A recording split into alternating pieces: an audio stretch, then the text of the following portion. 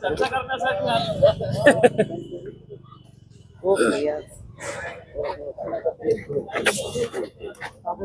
सलीम भाई boom low, boom boom.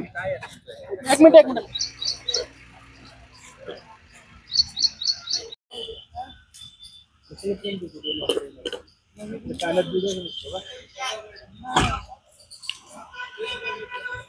Hello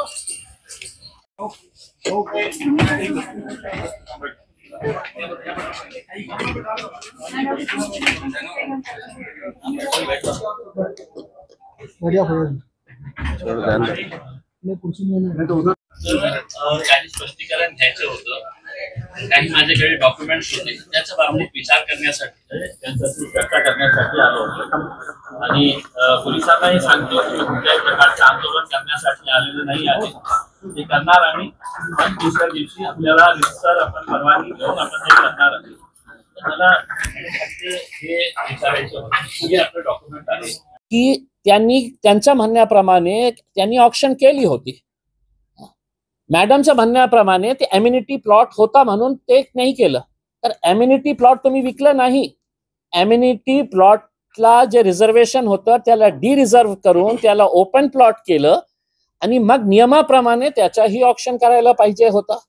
जास्त लोक आले असते, जास्त पैसा मिळाला असता, चांगली इंडस्ट्री आली असती, बहुतेक FDI जे प्रायोरिटीने फॉरेन डायरेक्ट इन्व्हेस्टमेंट आपल्याला मिळालं असतं। पण हे सगळं जे नियम डावललेले आहे ते फक्त मंत्र्यांच्या बोलण्यावरून, मंत्र्यांच्या आणि सरकारच्या दादागिरीमुळे हे सगळं चाललेलं आहे। DC त्यांनी तयार केलेले आहे। आणि कृष्णा साहेब मला म्हणतात की FDI त्या फॉर्च्यून 500 कंपनी होती का ते, 2000-3000 कोटी रुपये किर्लोस्कर सारखे येत आहे, टाटा बिर्ला साहेब येत आहे। ठीक आहे, शहराचे टाटा बिर्ला ते बनलेले आहे, पण जे नियम आहे ते नियमाप्रमाणे आम्ही फक्त आमची मागणी आहे की या नियमाप्रमाणे तुम्ही त्यांच्या प्लॉटच्या आता कॅन्सल करा, प्रस्ताव पाठवा, ते तुमचे हेड ऑफिस करतील नाही करतील, नाही तर आम्ही तर कंप्लेंट मध्ये तुमच्या सगळ्यांचं नाव घेणार आहे की याच्यामध्ये आपल्या संगनमताने हे सगळं झालेलं आहे। आणि बहुतेक जे 6 कोटी 6.5 कोटी रुपये में तुम्ही प्लॉट विकलेलं आहे त्याचं ऑक्शन झालं असतं तर ते पैसे माझ्या खिशात मध्ये नाही आले असते, MIDC ला मिळाले असते। बहुतेक कोणती दुसरा जे इंटरेस्टेड पार्टी असलं असतं ते 10 कोटी रुपये तुम्हाला दिले असते।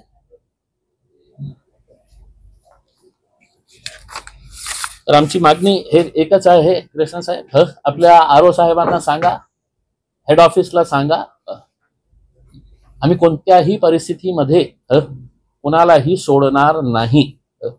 जे आम्हाला करायचे आहे, आंदोलन करायचं आंदोलन करू, कोर्टामध्ये जाण्याची तयारी आम्ही ठेवलेली आहे आणि सरकारलाही आम्ही सगळं पुरावे देणार आहे। ते काही केलं नाही केलं तर स्वतः मी enforcement directorate, anti corruption wing of CBI आणि इन्कम टॅक्सलाही पाठवणार आहे की असे 27 कोटी रुपये स्वतःच्या खिशातून देणारा मंत्री रिक्षा चालवणारा म्हणतो, तर बघू आम्ही। ठीक आहे सांगितलं की विदेशी कंपनी आणि 20 कोटी रुपयांची कंपनी, ज्या व्यक्तीला यापूर्वी कधीही इंडस्ट्रीचा एक्सपिरियन्स नाही, त्यांच्या पूर्वीच्या कुठल्याही इंडस्ट्री नाही, अशा व्यक्तीला प्रायोरिटी द्यावी अशी तुम्हाला का वाटतं? मंत्री होतो, प्रायोरिटी मध्ये एक्सपिरियन्सची आवश्यकता नसते, फक्त त्यांची प्रायोरिटी तुम्ही विदेशातल्या कंपनीला देता, ज्याची 20 कोटी आहे त्याला तुम्ही त्यांची तुलना विदेशातल्या कंपन्यांची केली का? ज्यांना एकही पूर्वीचा इन्व्हेस्टमेंट हा वेगळा, अशा लोकांना तुम्ही क्वालिटी आणि क्वांटिटी दोन्ही तुम्ही बघितलेली, म्हणजे प्रायोरिटी कुठल्या बेसवर दिली? आता मी प्रायोरिटीचा काहीतरी बेस असेल ना। मी समजा एखादी आता इंजिनिअरिंग पासआउट विद्यार्थी आहे आणि मला जर एखादी उद्योग करायचा आहे न्यूली, मग मला MIDC प्लॉटच मिळणार नाही जर तुम्ही एक्सपिरियन्स मागसाल तर। नाही एक्सपिरियन्स नाही, तुम्ही सगळ्यांना प्रायोरिटीने देणार का? तुम्ही सगळ्यांना प्रायोरिटी का देत बोलत नाही? आहे मी. एक्सपिरियन्स जर तुम्ही मागत असाल तर मग न्यूली फॉर्मच होणार नाही. नाही न्यूली फॉर्म होणार नाही, पण त्याला प्रायोरिटी कशी काय देता? प्रायोरिटीची आपली व्याख्या ठरलेली आहे. कशी 20 कोटी इन्व्हेस्टमेंट किमान 20 कोटी इन्व्हेस्टमेंट अजून काय आहे? म्हणजे ते नाही म्हणजे यांनाच काय प्रायोरिटी द्यायची असं काहीतरी असं ना की यांनाच का द्यायचं बाकी इतरांना का द्यायचं. हे बघा, ज्या अर्थी शेंद्रा इंडस्ट्रियल एरिया पूर्ण भरलेला आहे त्या अर्थी आम्ही प्रायोरिटी बाकीच्या नाही दिलेल्या आहे. असं नाही की आमच्याकडे प्लॉट शिल्लक आहे. मी जागा घेतली असती, मी सुद्धा इंडस्ट्री सुरू केली असती आणि तिथं तेवढ्याच जागेमध्ये 1000-2000 लोकांना रोजगार देऊ शकतो असतो असं ते म्हणाले. उलट आणखी असं म्हणाले की 6-7 कोटीचा जो प्लॉट दिलेला आहे त्याला 10 कोटी रुपये सुद्धा दिले असते किंवा दुसरी सरकारचा फायदा झाला, रोजगार मिळाला असता शहरवासियांना. अरे थांब ना, एवढं उत्तर द्या. ते असं म्हणाले, त्याचं उत्तर द्या. सर आता कसं आहे, इंडस्ट्रीजच्या हिशोबाने त्यांना लागलेला स्किल्ड अनस्किल्डचं जे लेबर आहे जे काही आहे ते त्यांनी दिलेलं आहे. हे काय MIDC दिलेला आकडा नाही आहे, तो त्या उद्योजकांनी दिलेला आकडा आहे. आता तो त्यांच्या जागी जर तिसरा व्यक्ती जर त्यानं प्रोजेक्ट रिपोर्ट आम्हाला दिला असता तर मे बी त्यांनी 1000 टाकला असता. नाही मे बी हे जर तरचा प्रश्न नाही जर तरचा प्रश्न. सर आम्ही सगळ्यांचं ऍप्लिकेशन घेतो, सगळ्यांचा पार्ट होतो. कुठलाही एखादी ऍप्लिकेशन जर राहिला असेल आमच्याकडून, त्यांनी तुम्हाला म्हटलंय की कोर्टामध्ये तुम्हाला पार्टी करावं, तर तुम्हाला करावं का पार्टी? तुम्ही असं वाटतं का तुम्हाला की पार्टी करावं का त्यांनी? सगळ्या गोष्टी झालेल्या तुमच्या समोर त्यांनी उत्तर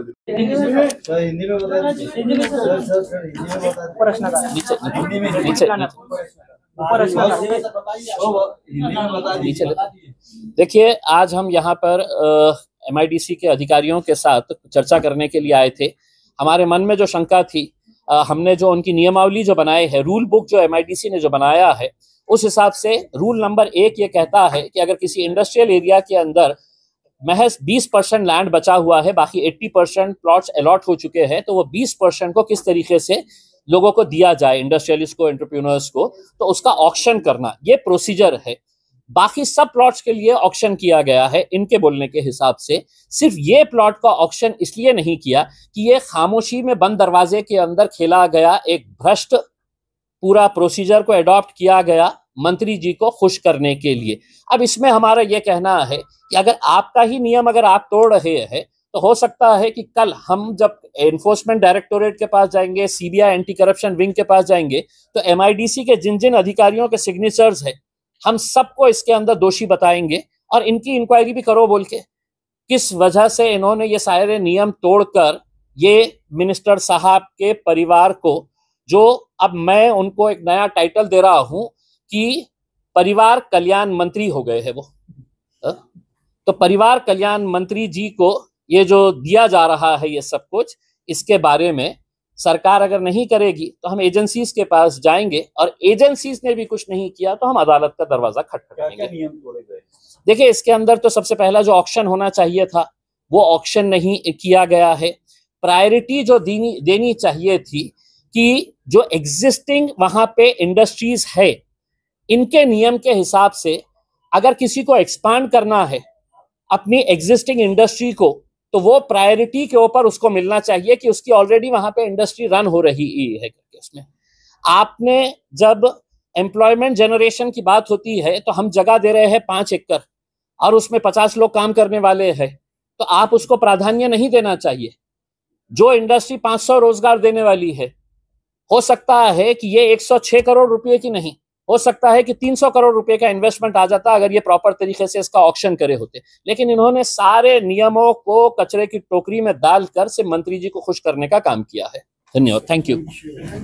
काही स्पष्टीकरण घ्यायचं होतं, काही माझ्याकडे डॉक्युमेंट्स होते, त्याच्या बाबतीत विचार करण्यासाठी त्यांच्याशी चर्चा करण्यासाठी आलो होतो. आणि पोलिसांनाही सांगतो की कुठल्याही प्रकारचे आंदोलन करण्यासाठी आलेले नाही आहे, ते करणार आणि दुसऱ्या दिवशी आपल्याला रितसर आपण परवानगी घेऊन आपण हे करणार आहे.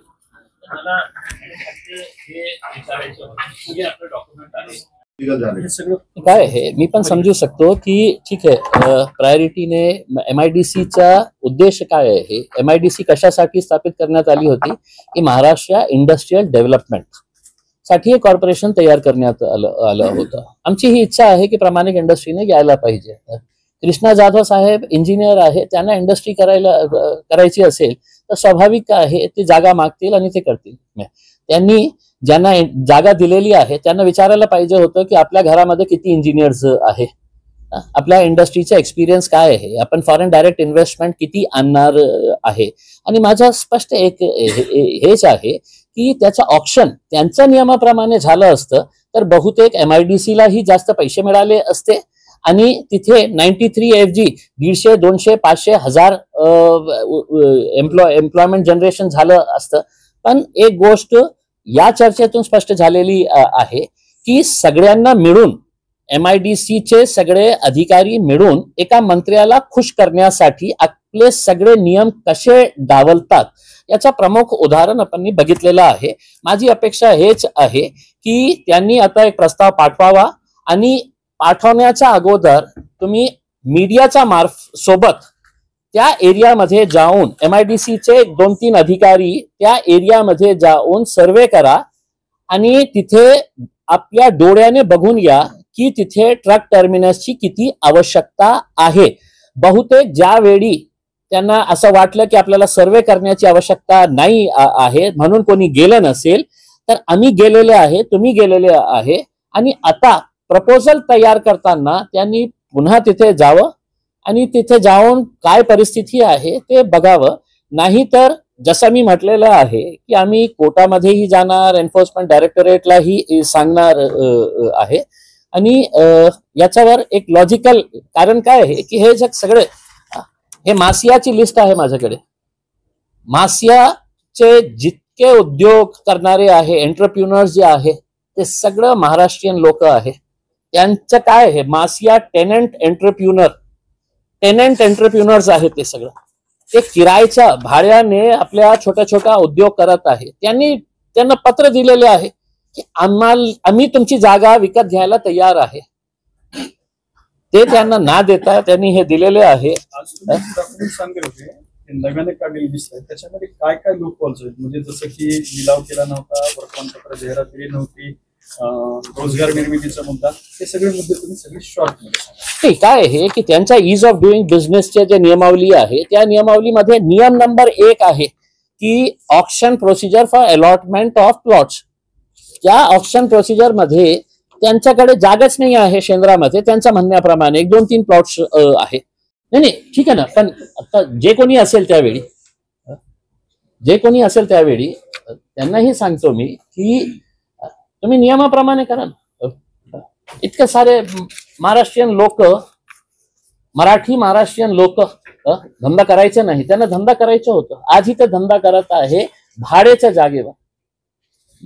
त्यांनी आपल्याला लिहून दिलेले आहे की आम्ही भाड्याच्या जागेवर हे काम करत आहे. असे 60 लोक आहे. हायकोर्टाने निर्देश दिलेला आहे आपल्याला की जोपर्यंत त्यांना प्लॉट मिळत नाही कोणत्याही नवीन अलॉटमेंट करायचं नाही. तुम्ही दिलं नाही तर आमची अपेक्षा हे आहे, नाहीतर आम्ही तर सोडणार नाही मॅडम. मी मतलब स्पष्टपणे बोलतो कृष्ण साहेब, हे सरकार काही करेल नाही करेल मला माहित नाही आहे की आपल्या नेत्याचा विरोध कशाला जायचं. पण मी तर जाऊ शकतो ना, मी एन्फोर्समेंट डायरेक्टोरेटला जाऊ शकतो. दिल्लीमध्ये जाऊन हे सगळे डॉक्युमेंट्स त्यांना दाखवणार.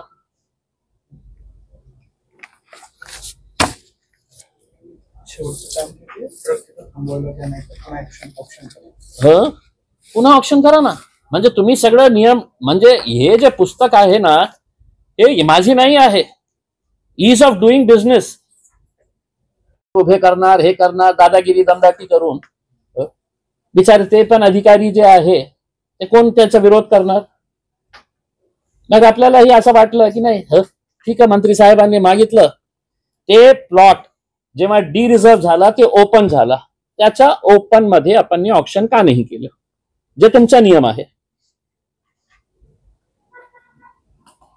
आपण म्हटलं ना मॅडम की एम्युनिटी प्लॉट होतं, ते होतं, त्याच्यानंतर ओपन झाला डी रिझर्वच्या नंतर.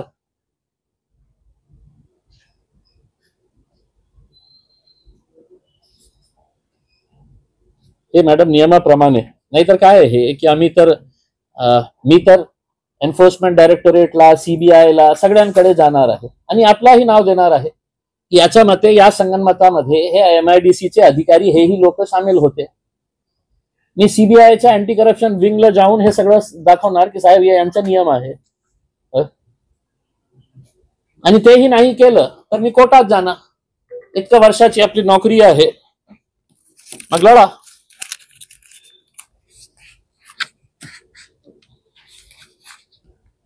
आणि कृपा करून मॅडम, कृष्णा साहेब, पेपरमध्ये काही खाडखोड करू नका. आमच्या माहितीप्रमाणे मंत्री साहेब आता काही खाडखोड नवीन पेपर तयार करत आहे.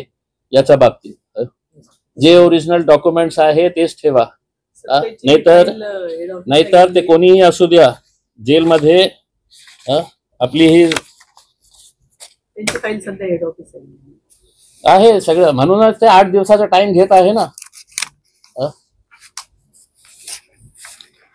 उत्तर द्यायला. आमची एक मागणी आहे की आपण जशा नियमांचा सगळं उल्लंघन करून हे प्लॉट अलॉट केले मंत्री साहेबांना, एक प्रस्ताव आपल्या वतीने हेड ऑफिसला पाठवा की ते आम्ही चुकीने केलेले आहे, आम्ही त्याचा सर्वे केलं नाही.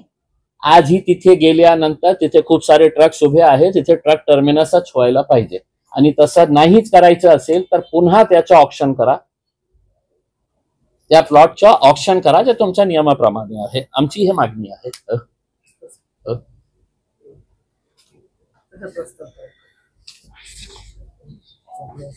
देतो मी आपल्याला पूर्ण कॉपीज, आपल्याला सगळं देतो. आपल्याला हायकोर्टाने एक निर्णय दिला होता, थोडासा जुना आहे, पण हायकोर्टाने हे जे 60 लोक होते ज्यांनी आपल्याकडे जागा मागितली होती, तर हायकोर्टाचा ऑर्डर आहे MIDC ला, तुम्हाला पार्टी करण्यात आली होती, त्याच्यामध्ये गवई साहेबांचा ऑर्डर आहे. We prima facie find that the allotment which has been done in favor of the respondent number is permissible as per the government policy, since these are the existing industries. We therefore vacate the status quo insofar as the allotment to the said respondent. However, we directed that the respondent MIDC shall not make any further allotments of the plots unless the plots sufficient enough to cater to the needs of the petitioners are earmarked. हायकोर्टाचा order होता की हे 60 लोकांना आणि जे लोकांनी आपल्याकडे अर्ज केलेले आहे या पेटिशन मध्ये होते, जोपर्यंत तुम्ही त्यांना हे देत नाही लँड, तोपर्यंत कुठल्याही प्रकारचं अलॉटमेंट करू नये. हायकोर्टाचं जजमेंट होतं. तेही आपण, कारण मंत्री मोठे असेल, सत्ता आपल्याला ट्रान्सफरची भीती वाटली असेल,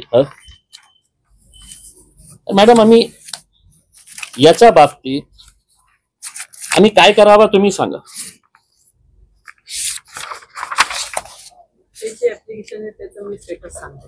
तुम्ही नियमाच्या बाबतीत बोला फक्त.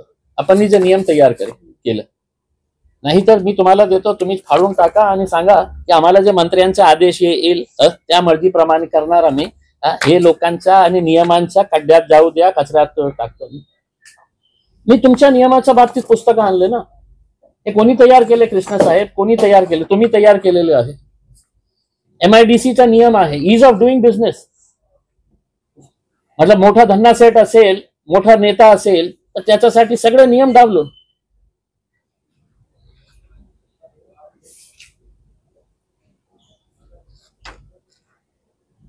कन्व्हर्शन वगैरे सगळं हेड ऑफिसच्या स्तरावर होतं. झालं ना मॅडम. प्रस्ताव पाठवतो मॅडम, मी मानतो की इथून आपण एक प्रस्ताव तयार केलं, 3 लोक बसले, त्यांनी प्रस्ताव पाठवला की आम्हाला हे नाही पाहिजे. आता आपल्याकडे टाइम असेल तर MIDCच्या कोणत्याही अधिकाऱ्याला घेऊन तिथे एकदा जाऊन बघा ना की किती ट्रक्स रस्त्यावर उभे आहे. त्या प्लॉटच्या शेजारी, रस्त्याच्या दोन्ही बाजूने. मलाही समजतं की तुमच्या मोठ्या अधिकाऱ्यांनी हे इतकं मोठा आहे, नाही तर तुला DPR मध्ये तुमच्या नियमाप्रमाणे इंडस्ट्रियल बॅकग्राऊंड आणि एक्सपिरियन्स, हे महाराष्ट्राचा कोणता इंडस्ट्रियल बॅकग्राऊंड आणि एक्सपिरियन्स आपण मागितलं होतं की साहेब आपण कोणकोणती इंडस्ट्री चालवत आहे. नाही, कोणताही नियम तुमच्या नियमाप्रमाणे मी आपल्याला आपले नियम सांगत आहे मॅडम. आपण मागितलं होतं का की तुमच्या नियमामध्ये असं कोणीही पैसे देऊन लँड घेऊ शकत नाही. तुमच्या क्रायटेरिया ऑफ स्क्रुटिनी लँड देताना सुद्धा त्यांच्या क्रायटेरिया काय काय आहे तर त्यांच्यामध्ये हे पण आहे इंडस्ट्रियल बॅकग्राऊंड आणि एक्सपिरियन्स. त्यानं तुम्ही मागितलं नाही. साहेब मोठे होते. एम्प्लॉयमेंट जनरेशन हे बघतो तुम्ही की आम्ही हे लँड देत आहे, खूप सारा रोजगार त्याच्यामध्ये उपलब्ध होणार आहे म्हणून आपण ते लँड देत आहे. हे महाशयांनी जे लँड घेतलेलं आहे 106 कोटी रुपयाची फॅक्टरी तयार करून किती लोकांना नोकऱ्या मिळणार आहे त्याच्यामध्ये 93 फक्त 93 लोकांना लँड मिळणार आहे, नोकऱ्या मिळणार आहे 5 एकरामध्ये. मॅडम आपण वालूज मध्ये MSME ला जे छोटे छोटे गाळे दिलेले आहे ते तुमच्या वालूजचे जे ट्रक टर्मिनस आहे त्याच्या शेजारी जे MSME ला जे दिलेले आहे छोटे छोटे गाळे जे दिलेले आहे त्या 3 एकरामध्ये आहे. किती लोक काम करतात आपल्याला माहित आहे तिथे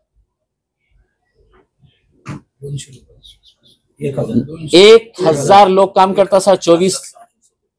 1000 लोक ते सगळे इंडस्ट्रियलिस्टचे ते लोकांना मी बोलवले होते. ते MSME 3 एकरची जागा आहे. 93 लोकांना आपण हे देणार होते. समजा माझी पण इच्छा होती तिथे ते लँड घेण्याची. मी तुम्हाला जास्त बिल्डिंग मध्ये जास्त पैसे दिले असते. मी 93च्या ऐवजी 150 लोकांना तर तुमच्याकडे हे चॉईस झाली असती की आपल्याला कुणाला द्यायचं आहे. आता आपल्याला हे सांगा मॅडम की याच्या अगोदर आपल्याकडे खूप सारे अर्ज आले असेल की आम्हाला शेंद्रामध्ये लँड पाहिजे. कृष्णा सर कुछ आए थे ऐसे एप्लीकेशन? हाँ सर आते रहते कितने आए थे सर? एग्जैक्ट तो बताना मुश्किल एक अंदाजा बता दीजिएगा सर. साल भर में 2, 4, 10, 100, 50 20 एक एप्लिकेशन आते हैं. मग प्रायोरिटीने त्यांना द्यायला पाहिजे होतं की ते जेन्युइन इंडस्ट्रियल हे आहे, एंटरप्रिन्युअर आहे. आणि आपला दुसरा नियम हे पण सांगतो ना की जे ऑलरेडी एक्झिस्टिंग इंडस्ट्री आहे त्यांना एक्सपान्शन करायचं असेल तर ते प्रायोरिटीवर त्यांना देण्यात येतं. पॉलिसी आहे तुमची. तर अनेक असे ज्यांची इंडस्ट्री शेंद्रामध्ये आहे त्याचेही अर्ज आपल्याकडे आलेले आहे. आम्हाला एक्सपान्शन साठी लँड पाहिजे. ते तुमचा नियम आहे ना. मग त्या बऱ्याच जणांना आपण एक्सपान्शन आता तुमच्याकडे एकही ऍप्लिकेशन नाही आहे असं नाही आहे. हे श्रमिक उद्योजक सहकारी औद्योगिक वसाहत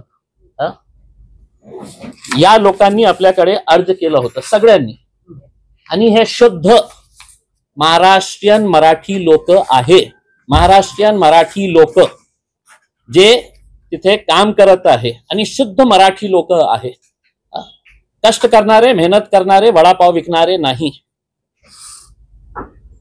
त्यांच्या मुलांना वडापाव नाही, ते इंडस्ट्रीच्या काम करत आहे. असे 60 लोकांनी मॅडम आपल्याकडे पुरावा हे देऊन अर्ज देऊन हे आपला अर्ज त्यांचा अर्ज आहे. त्यांच्या म्हणण्याप्रमाणे अनेक वेळ आम्ही MIDC ऑफिसला गेलो होतो. काकडे, वामनराव, बलवंत, नारायणराव, अप्पासाहेब, मधुकर, दिनकर, हेमलता, सागर, ज्ञानोबा हे सगळे मराठी लोक आहेत. त्यांना पण नाही दिलं. त्यांचा अर्ज घेतलं आणि टाकलं कचऱ्यात. कारण ते मंत्री नाही आहे.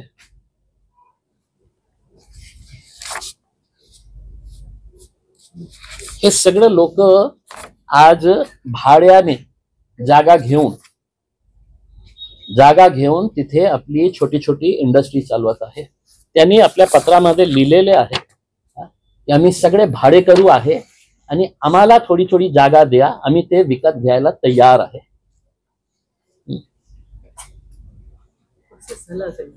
नाही झालं मॅडम, नाही झालं.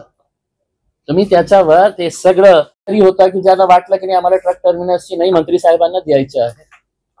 सर्वे का नाही केलं आपण? सर्वे रिपोर्ट मध्ये लिहायला पाहिजे होतं की नाही तिथे आम्ही गेलो होतो आणि ट्रक्स रस्त्यावर उभे आहे.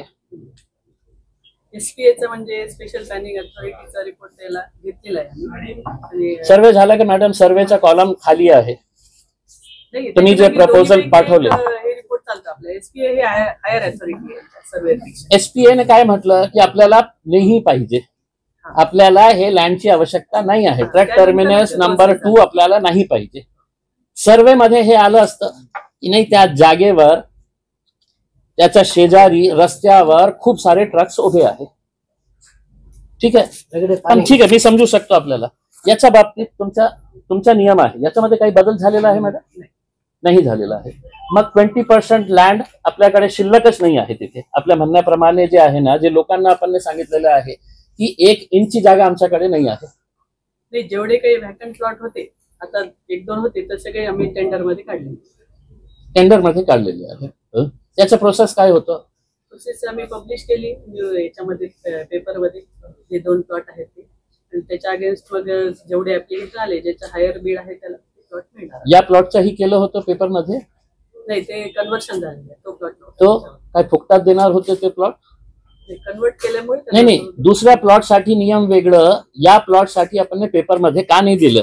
आपल्याला इंग्रजीमध्ये आहे, regular advertisement will be issued through national newspapers. हे आपल्याकडे, मग ह्या प्लॉटच्या पेपरमध्ये का नाही दिले? दुसऱ्या प्लॉट्सच्या दिले आपण. अमेनिटीसाठी रिझर्व होता, पण देणार होते ना.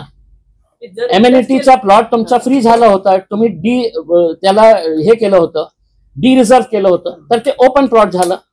ओपन प्लॉट झाला नंतरच तुम्ही विकले ना. तर ओपन झाल्यानंतर तुम्ही पेपरमध्ये का नाही दिले? तर याचं उत्तर द्यायला पाहिजे ना तुम्हाला. काय असं कंपल्शन होतं की नाही दुसरे प्लॉट्स आम्ही सगळं पेपरमध्ये देणार? शेंद्र्याच्या बाबतीत बोलतो मी, वालूच्या बाबतीत बोलतो, आता तुमच्या बिडकीमध्ये जे आहे ते सगळं प्लॉट्सचं तुम्ही पेपरमध्ये ऍड देतो सगळं. याचा का नाही दिलं हे मला सांगू नका की मतलब ते एम्युनिटीचा होता, तुम्ही त्याला डी रजिस्टर करून ओपन प्लॉट केलं, नंतरच तुम्ही विकलं. एम्युनिटीचा प्लॉट तुम्हाला विकता येतच नाही, तर तुम्ही डी रजिस्टर केल्यानंतर ते ओपन प्लॉट झाला. मग त्याच्या का पेपरमध्ये नाही दिलं? त्याचं ऑप्शन का नाही केलं? माझा इंटरेस्ट होता ना, मला ते विकत घ्यायचं होतं. तो मैडम उत्तर तो देना पड़ेगा आपको। ऐसा खामोश बैठ के है तो हम आपकी खामोशी तो सुनने के लिए नहीं आएगी। आप लोग बेमानी करेंगे और हमसे एक्सपेक्ट करेंगे कि हमने खामोशी से सब सुन लेना। मेरा थोड़ा सर अपना अगर 100% इंडस्ट्री एरिया में अगर प्लॉट्स है तो उसमें अपन 80% जो है वो अपन डायरेक्ट अलॉट करते हैं और बाद में जो बचे वाले 20% है वो अपन ऑक्शन में करते हैं। लेकिन उसके अलावा भी अपनी एक पॉलिसी है, वो है private land allot, priority land allotment की है। तो वो 20% का तो है अलग है ही, लेकिन अगर कोई FDI फॉरेन डायरेक्ट इन्वेस्टमेंट या फिर कोई प्रायोरिटी जो कि 20 करोड़ के ऊपर का अगर अपने को कोई डिमांड आता है तो अपन उनको डायरेक्ट देते हैं सर। ऐसा अपना पॉलिसी है हमारे। तो वो पॉलिसी के हेड के अंडर ही अपन ने वो प्लॉट अलॉट किया है। सर आपका नाम क्या बताए? कृष्णा जाधव। कृष्णा जाधव साहब, प्रायोरिटी अलॉटमेंट के अंदर अगर आप इसका ओपन टेंडर करे होते तो हो सकता है कोई बिडर बोला होता है कि हम 200 करोड़ रुपये इसमें इन्वेस्ट कर रहे हैं। आता प्रायोरिटी मध्ये आपल्याला करायचं असेल तर तुम्हाला criteria of scrutiny of detail project report हे 5-6 आपले कॉलम्स आहेत। आपण कोणीही जमीन घेतलं, पैसे दिलं आणि ते काय सेटअप करणार आहे।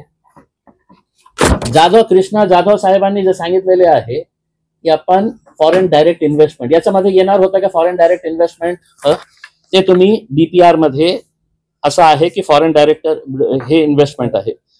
दूसरा क्राइटेरिया हे आहे की इंडस्ट्रियल बॅकग्राऊंड अँड एक्सपिरियन्स हे तुम्हाला बघावं लागतं।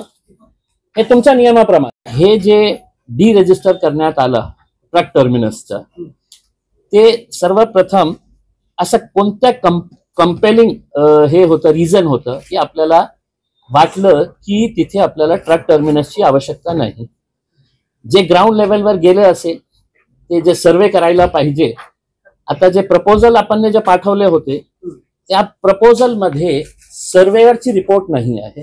म्हणजे याचा अर्थ हे आहे की सगळं ऑफिसमध्ये बसून करण्यात आलेलं। सर्वेअर गेलं असतं तर त्यांनी रिपोर्ट दिली असती की त्या कंपनीच्या त्या जागेच्या शेजारी पूर्ण रस्त्यावर ट्रक्स उभे आहे, केमिकल्सचे ट्रक्स उभे आहे आणि रस्त्याच्या दोन्ही बाजूने ट्रक्स उभे आहे। तर असे कोणते अधिकारी होते ज्यांना वाटलं की नाही आम्हाला ट्रक टर्मिनसची आवश्यकता नाही आहे? एक प्रश्न. दुसरा की जेव्हा हे ऑप्शनचा तुमच्या नियमामध्ये लिहिलेलं आहे 20% प्लॉट्स, आम्हाला हे याचं उत्तर द्या की याच्या अगोदर अनेक लोकांनी आपल्याकडे अर्ज केले होते की आम्हाला शेंद्रामध्ये जागा पाहिजे. तुमचा एक रेग्युलर स्टेट उत्तर होतं की 1 इंचची जागा अवेलेबल नाही आहे. मग एक जागा तयार करून विदाउट ऑप्शन करण्याचं कारण काय होतं? सर, याच्यामध्ये असं आहे की जेव्हा 80% जागा संपते त्यानंतर आपली दुसरी पॉलिसी की प्रायोरिटी आणि एक्सपान्शन. तर प्रायोरिटीमध्ये 20 करोडच्या वर ज्याचं इन्व्हेस्टमेंट आहे त्याला आपण स्पेशली आपलं इंडस्ट्रियल एरिया डेव्हलप करण्यासाठी जागा देतो. त्याच्यामध्ये फॉरेनच्या कंपन्या असतात किंवा मोठ्या मोठ्या कंपन्या असतात. आणि त्यानंतर एक एक्सपान्शन पॉलिसी असते की एखाद्याला आपलं जागा कमी पडत असेल, त्याचं पूर्ण युनिट त्याला अजून एक्सपांड करायचं असेल, तर त्या बाबतीत आपण ह्या 2 गोष्टी याच्या ऑप्शनच्या व्यतिरिक्त करतो. तर ह्यांनी याच्यात प्रायोरिटीमध्ये जागा मागितलेली आहे आणि त्याची इन्व्हेस्टमेंट ही 20 करोडच्या वर आहे. त्यामुळे यांचा प्रस्ताव आम्ही हेड ऑफिसला पाठवलेला आहे. आणि त्यांनी जी जागा मागितली होती अम्युनिटी मधून, तर आमच्याकडे 2 अम्युनिटी होत्या याच्यात.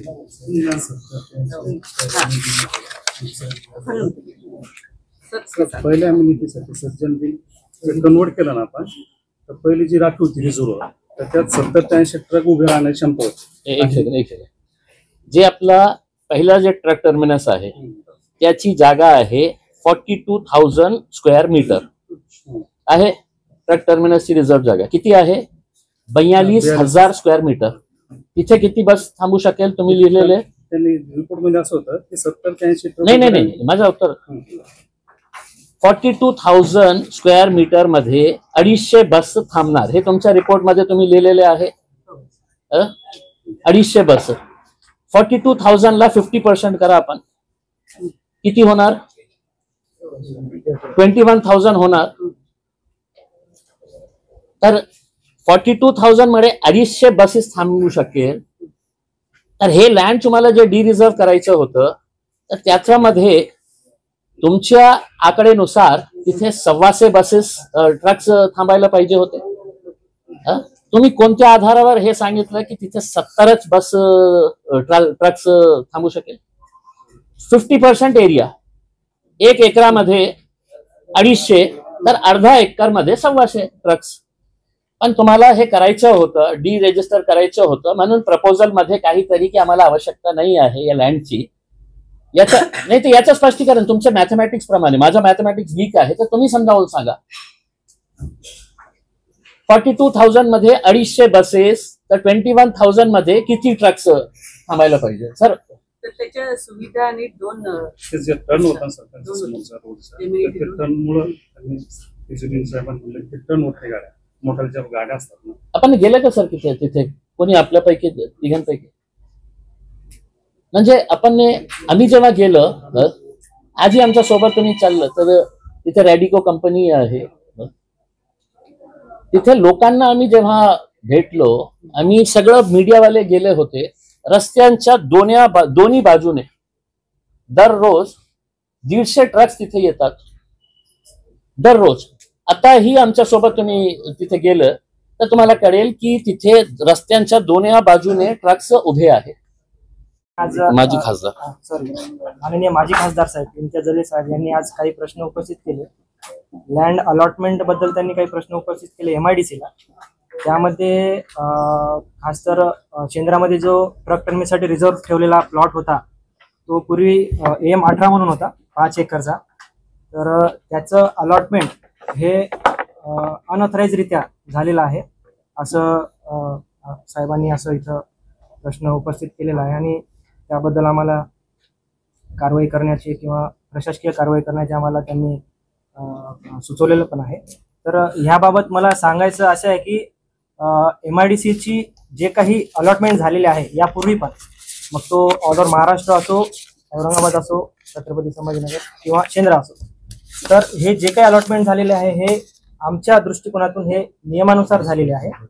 आणि कन्व्हर्जन करण्याचे अधिकार हे शासनानेच, म्हणजे आमची जे MMC मायनर मॉडिफिकेशन कमिटी यांना दिलेले आहे, त्या अनुषंगाने ते झालेले आहे. त्यानंतर जो काही प्रस्ताव आम्ही मुख्यालयात सादर केला होता या प्लॉट वाटप संदर्भात, तर त्यामध्ये आम्ही सर्वे रिपोर्ट्स घेतलेले आहे.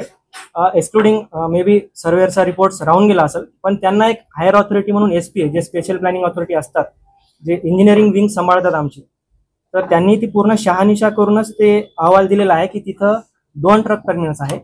एक 10 एकरचा आहे आणि हा एक 5 एकरचा होता. 10 एकरचा जो ट्रक टर्मिनस आहे तो आम्ही एक पर्सनला अलॉट केला होता, पण तो अजून कार्यान्वित झालेला नाही आहे. मे बी तो फ्युचरमध्ये कार्यान्वित झाल्यास ट्रक टर्मिनसचे बहुतांश जे काही प्रश्न आहेत ते सुटतील असं माझं मत आहे, कारण तो अजून कार्यान्वित झालेला नाही. त्यामुळं आपल्याला तसा अहवाल आला होता की 2 ट्रक टर्मिनस असल्यामुळं हा ट्रक टर्मिनस कन्वर्ट करून देण्यास हरकत नाही असा आला होता. आणि MIDCची पॉलिसी आहे की आपण उद्योजकांना आपण मोटिवेट करतो आणि त्यांना आपण जिथं काही लँड अवेलेबल होऊ शकते तिथं आपण देण्याचा प्रयत्न करतो. आणि 5 एकरचा प्लॉट आपल्याकडे दुसरीकडे अवेलेबल नव्हता, त्यांना वाटप झाला होता तो प्लॉट, पण आपल्याकडे दुसरीकडे ऑप्शन नव्हता, त्यामुळं हा प्लॉट कन्वर्ट करून त्यांना देण्यात आलेला आहे. MIDCला ही अपेक्षा होती की दिलेल्या टाइम बाउंडमध्ये त्यांनी तिथं डेव्हलपमेंट करणं अपेक्षित होतं, परंतु तो झालेला नाही आहे. त्याबाबत आम्ही पण कुठे ना कुठं कमी पडलो, म्हणजे आम्ही घेतो. हा, ते मी तेच सांगत आहे की MIDCची पॉलिसी आहे, म्हणजे आता तुम्ही मिक्स नका होऊ. जनरली मी तुम्हाला मोठी 3 पॉलिसी सांगतो. 100 एकर जर जागा असेल त्यामध्ये 80 एकर आपण अलॉटमेंट करतो स्टार्टिंगला बिडिंग थ्रू. त्यानंतर 20% जो आहे उरलेले प्लॉट तो आपण ऑप्शनला काढतो. पण ह्या व्यतिरिक्त आपल्याकडे 2-3 अशा पॉलिसी आहे. समजा एखादी फॉरेन डायरेक्ट इन्व्हेस्टमेंट कंपनी आपल्याकडे आली, त्यांना महाराष्ट्रामध्ये इन्व्हेस्टमेंट करायचं आहे, तर त्यांना आपण नाही म्हणू शकणार ना की तुम्ही ऑप्शन थ्रू या. त्यांचं इन्व्हेस्टमेंट डायरेक्ट असतं, मग त्यांना ऑप्शन थ्रू भेटेल नाही भेटेल, मग ती आपण एक पॉलिसी आणली. त्याच्यातच एक ऍडिशनल प्रायोरिटी आणली. प्रायोरिटीमध्ये आपण असा क्रायटेरिया ठेवलेला आहे की 20 कोटी त्याची किमान गुंतवणूक असली पाहिजे.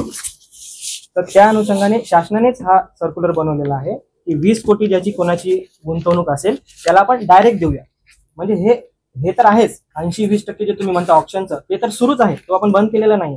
त्या व्यतिरिक्त हे आहे की कोणी 20 कोटीची जर असेल, कारण त्याच्यामध्ये गुंतवणूक असते, त्यामध्ये रोजगारही निर्माण होतो. डायरेक्ट दिल्यास ते असं शासनाने तशी पॉलिसी काढली आणि त्या अंतर्गतच आपण ते वाटप केलेलं आहे. पण माननीय साहेबांनी जे काही प्रश्न उपस्थित केले आहेत त्याच्यामध्ये 3 गोष्टी आहेत. 20 कोटी रुपये गुंतवणूक करणार ती एकटेच आहे आणि दुसरे कोणते नाही सर. आता कसं आहे, त्याचा आता त्यांनी सांगितलं, बरोबर, त्यांनी जो प्रश्न विचारला त्या प्रश्नाचं सर दुसरं आहे की ती जागा जर अनारक्षित केली आहे तर त्याची जाहिरात देऊन ती मोकळी झाल्यानंतर त्याची नाही सर, जाहिरात देऊन तर 20 कोटी पेक्षा पण सर हा नाही, प्रॉब्लेम असा आहे सर की आपण प्रत्येकाची रिक्वायरमेंट फुलफिल नाही करू शकत.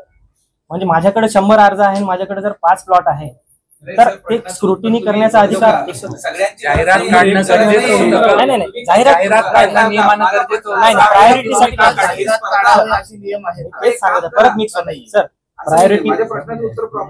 प्रायोरिटीसाठी जाहिरातीची आवश्यकता नाही आहे, म्हणूनच त्याला प्रायोरिटी प्राधान्य सदर हे त्यालाच म्हटलेलं आहे. सर प्रायोरिटीमध्ये मग ती एकटेच होते का? इतरही अनेक तेच म्हणत केल्या होत्या. नाही केल्या होत्या. हे बघा, आपण अर्ज घेतो, प्रस्ताव सादर करतो, मुख्यालयाला सादर करतो, मुख्यालयाला सर्व गोष्टींची स्क्रुटिनी होतं आणि स्क्रुटिनी होऊन तो प्लॉट अलॉट होतो. ह्या गोष्टीची पॉवर आमच्या LAC ला आहे, लँड अलॉटमेंट कमिटी, जे आमच्या वरिष्ठ स्तरावर स्थापन केली. मंत्र्यालाच कशी